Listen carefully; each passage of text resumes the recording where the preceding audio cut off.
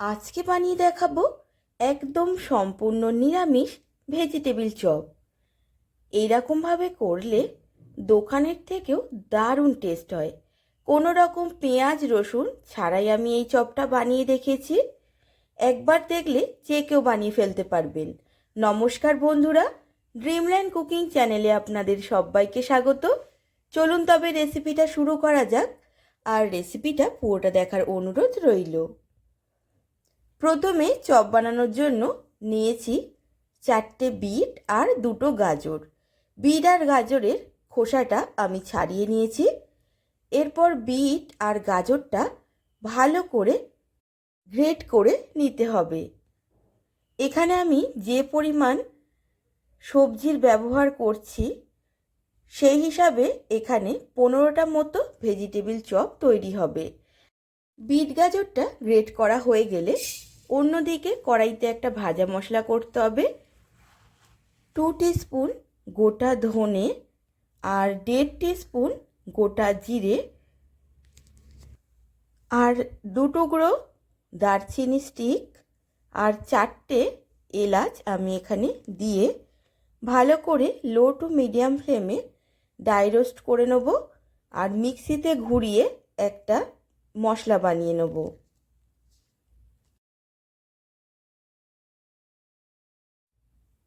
Dry roast করা হয়ে গেছে, একটা মশলা আমি বানিয়ে নেব।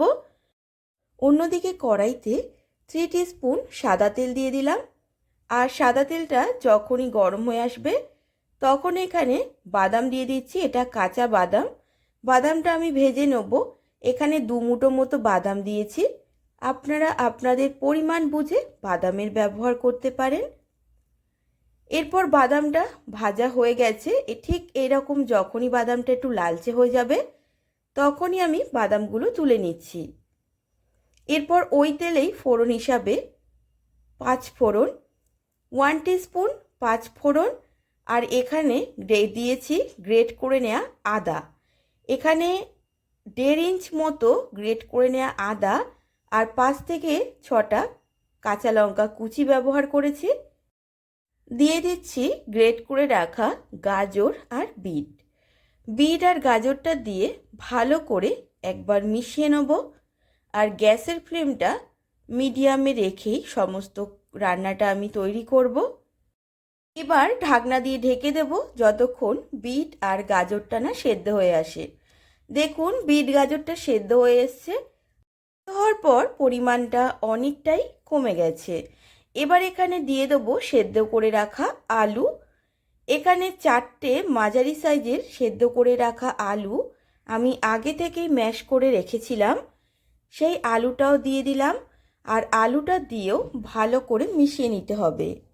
ভালো করে মেশানো হয়ে গেলে এখানে দিয়ে দেবো পরিমাণ মতো লবণ আর দিয়ে দিচ্ছি ধনেপাতা কুচি। এখানে ফ্রেশ ধনেপাতা কুচি ব্যবহার করেছি। আর ভেজে রাখা বাদামটাও আমি দিয়ে দিচ্ছি। আর যে ভাজা মশলাটা তৈরি করলাম সেই মশলাটার থেকেও কিছুটা মশলা এখানে ব্যবহার করছি। এরপর আবারও ভালো করে মিশিয়ে কন্টিনিউ নেড়েচেড়ে যেতে হবে যতক্ষণ না এই পুরটা কড়ার গা থেকে অটোমেটিক উঠে আসছে। কিছুক্ষণ পর মিশিয়ে দেব চিনি। এখানে 2 টিস্পুন চিনির ব্যবহার করছি। আর চিনিটা দিয়েও খুব ভালো করে আরও একবার মিশিয়ে দেবো। যেহেতু ভেজিটেবিল চপ একটু মিষ্টি মিষ্টি হলে ভালোই লাগে, মানে ঝাল আর মিষ্টির ব্যালেন্সটা ঠিক রাখতে হবে, তাহলেই চপটা টেস্ট হবে। আর তার মধ্যে দিয়ে দিলাম কাসুরি মেথি। কাসুরি মেথিটা দিয়েও ভালো করে মিশিয়ে নেব। আর আমাদের পুর প্রায় একদমই রেডি হয়ে গেছে আর কড়া দিয়ে উঠেও আসছে। তবে আপনারা যদি এই পুরটা নরম থাকে তাহলে অবশ্যই একটু ময়দা বা ব্রেড ক্রাম্ব মিশিয়ে তারপর নামাবেন। এরপর চপগুলো তৈরি করে নিতে হবে। তার জন্য বাটিতে নিয়েছি গুঁড়ো ময়দা। 2টো বাটিতেই আমি গুঁড়ো ময়দা নিয়েছি। আর ব্রেড ক্রাম্বও আছে। আর পুরটাও একটা বাটিতে ঠান্ডা করে নিয়েছি। এরপর একটা বাটির ময়দাতে অল্প অল্প জল মিশিয়ে একটা স্মুথ ব্যাটার বানিয়ে নেব। আর এখানে 5 চামচ মতো ময়দা নিয়েছি। ঠিক এই রকম অল্প অল্প জল দিয়ে একটা মিডিয়াম ঘনত্বের ব্যাটার বানিয়ে নিতে হবে। দেখুন ব্যাটারটা বানানো হয়ে গেছে, ঠিক এই রকম ঘনত্বটা থাকবে। আর এরকম একটা চামচ দিয়ে দেখে নেবেন, চামচের গায়ে ঠিক এরকমভাবে লেগে থাকবে, তাহলেই বুঝবেন যে ব্যাটারটা পারফেক্ট হয়েছে। এবারে হাত দিয়ে পুরটা নিয়ে নিলাম। পুরটা নিয়ে এবার আমি চপের শেপ দিয়ে নিচ্ছি। আপনারা কিরকম ছোট বড় চপের শেপ দিতে চান দিয়ে নিতে পারেন। চপের শেপটা দেয়া হয়ে গেলে এবার প্রথমে গুঁড়ো ময়দার মধ্যে একবার কোট করে নিচ্ছি। এরপর যে ময়দার ব্যাটারটা বানিয়েছিলাম সেই ময়দার ব্যাটারে ফেলে দেবো। আর তারপর একটা চামচ দিয়ে ভালো করে ময়দার ব্যাটারে কোট করে নিয়ে আমি এই ব্রেড ক্রাম্পের মধ্যে কোট করে নেব। আর এই ব্রেড ক্রাম্পের রেসিপিও আমি আমার চ্যানেলে আগেই ছেড়ে দিয়েছি, আপনারা দেখতে চাইলে অবশ্যই দেখতে পারেন। আমি এই ব্রেড ক্রাম্পের রেসিপিটা আমার ডেসক্রিপশান বক্সে লিঙ্কে দিয়ে দেবো। দেখুন, আর আমি একবারই কোট করছি, আপনারা চাইলে ডবল করেও কোট করে নিতে পারেন।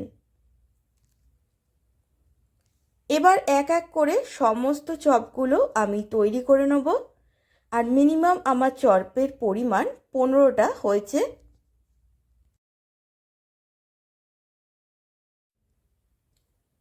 এক এক করে সমস্ত চপগুলো ঠিক এই রকমভাবেই তৈরি করে নিতে হবে।